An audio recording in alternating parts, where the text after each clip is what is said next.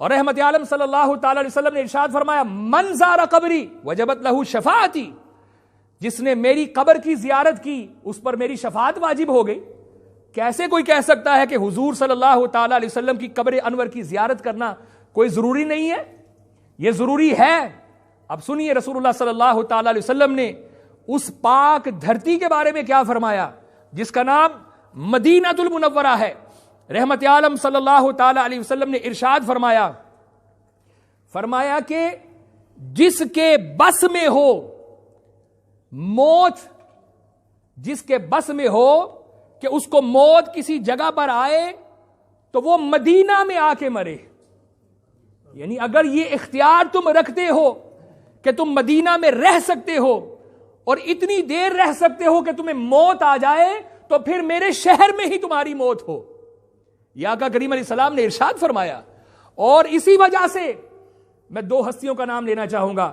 امام مالک رضی اللہ تعالی عنہ، فقہ کے بہت بڑے امام، عاشق رسول، آپ نے ایک حج فرمایا، مدینہ میں رہتے ہیں، بالکل قریب ہی مکہ ہے۔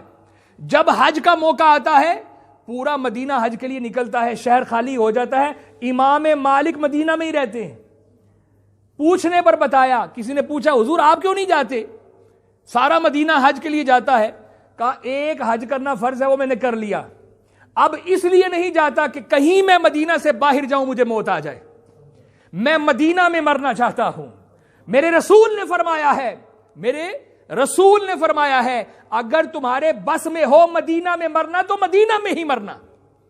میرے معزز اور محترم سامعین کرام، حضرت عمر فاروق رضی اللہ تعالی عنہ وہ یہ دعا کیا کرتے تھے کہ اللہ مجھے شہادت کی موت دینا اور موت بھی اپنے رسول کے شہر میں دینا، اپنے محبوب کے شہر میں دینا، اور میرا مدفن بقیع بنے۔ یہ حضرت عمر دعا کیا کرتے تھے اور اللہ سبحانہ و تعالیٰ نے آپ کی دعا کو قبول فرمایا۔ مسجد نبوی شریف میں ہیں اور ابو لولو نامی اس خبیث نے آپ پر حملہ کیا اور اس حملے کی وجہ سے آپ کی شہادت ہوئی، یعنی شہادت کی موت مدینہ المنورہ میں آپ کی موت ہوئی اور آقا کریم علیہ السلام کے پہلو میں آپ کو جگہ ملی۔ اللہ اکبر کبیرہ، اس سے بڑی خوش قسمتی کیا ہو سکتی ہے کہ حضرت عمر فاروق رضی اللہ تعالیٰ عنہ نے دعا کی، اللہ نے اس دعا کو قبول کیا، اور مدفن کہاں بنا؟ حضور کے ساتھ ہیں حضرت ابو بکر صدیق، کہیے رضی اللہ تعالیٰ عنہ۔ حضرت ابو بکر صدیق کے ساتھ ہیں حضرت عمر فاروق رضی اللہ تعالیٰ عنہ۔ تو حضرت عمر فاروق تو دعا کیا کرتے تھے۔ رسول اللہ صلی اللہ تعالیٰ علیہ وسلم جب یہ یوم حنین تھا، ذرا توجہ سے سنیے گا، حنین کا غزوہ جیت لیا گیا، بہت سارا مال غنیمت آیا۔ آقا کریم علیہ السلام نے جو مکہ کے لوگ تھے نا، سارے کا سارا مال غنیمت ان میں تقسیم کر دیا۔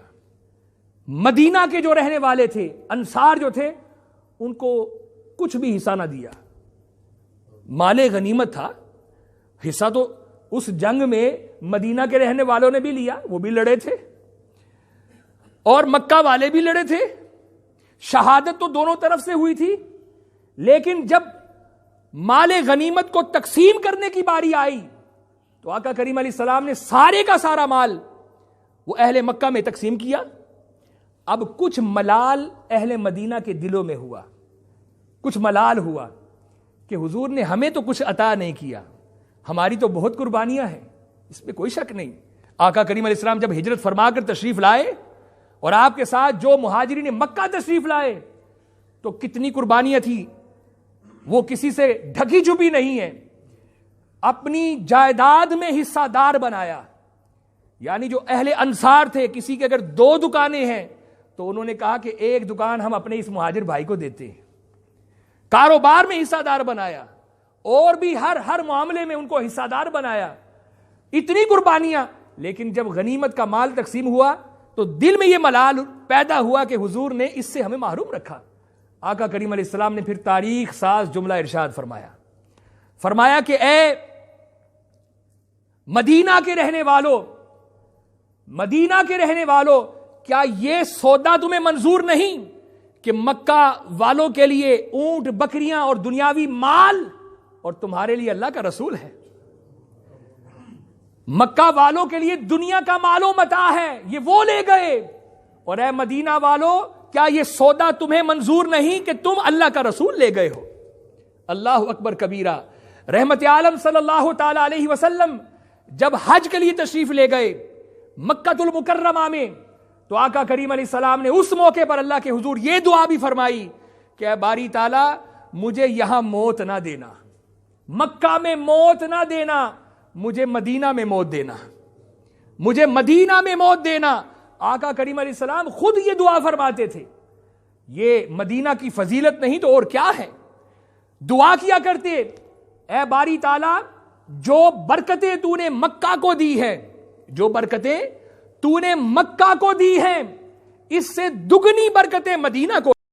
اور پھر اس جگہ کی کیا فضیلت اور کیا ہم شان بیان کریں کہ ہر روز صبح کے وقت 70,000 فرشتے اس ارض مقدس پر اترتے ہیں اور اس جگہ پر اترتے ہیں جہاں پر میرے نبی کی قبر مبارک ہے، اور فقط درود پڑھ کر حضور کی ذات پر سلام پڑھ کر واپس چلے جاتے ہیں، اور پھر غروب آفتاب کے وقت 70,000 ملائکہ آتے ہیں اور حضور کی بارگاہ میں سلامی پیش کر کے چلے جاتے ہیں، اور جو فرشتہ ایک دفعہ آتا ہے صبح قیامت تک دوبارہ اس کی باری نہیں آئے گی۔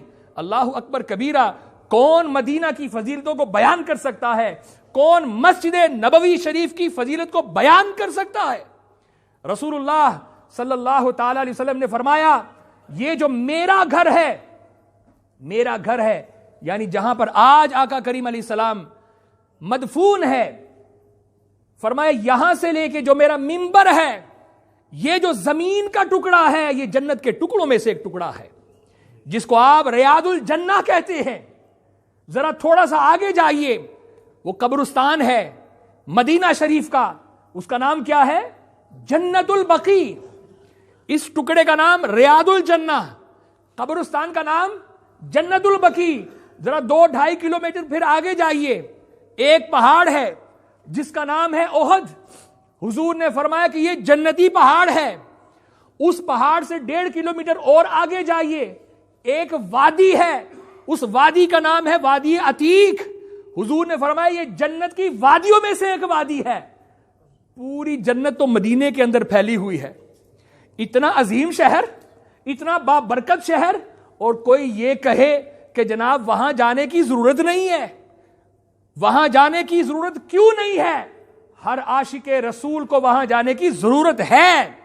وہاں سے تو برکتیں ملتی ہیں، وہاں سے تو ایمان کی تازگی ملتی ہے، اور وہاں جا کر ہی تو ایمان مضبوط ہوتا ہے۔ اس لیے الحمدللہ اس شاکان مصطفیٰ جو ہیں، غلامان مصطفیٰ جو ہیں، وہ یہ کہا کرتے ہیں ٹھیک ہے مناسک حج سارے کے سارے وہ مکہ میں ہیں، اس میں کوئی شک نہیں ہے، مناسک حج سارے کے سارے مکہ میں ہیں، لیکن برکت کی تکمیل اس وقت تک نہیں ہوتی جب تک مدینہ میں حاضری نہ دی جائے۔ اللہ سبحانہ و تعالی ہمیں نبی رحمت صلی اللہ تعالی علیہ وسلم کی ناموس کی پیراداری کی بھی توفیق عطا فرمائے، اور حضور کی نسبتوں سے پیار کی بھی توفیق عطا فرمائے۔ وما علینا الا البلاغ المبین۔ یا رسول اللہ صلی اللہ علیہ وسلم۔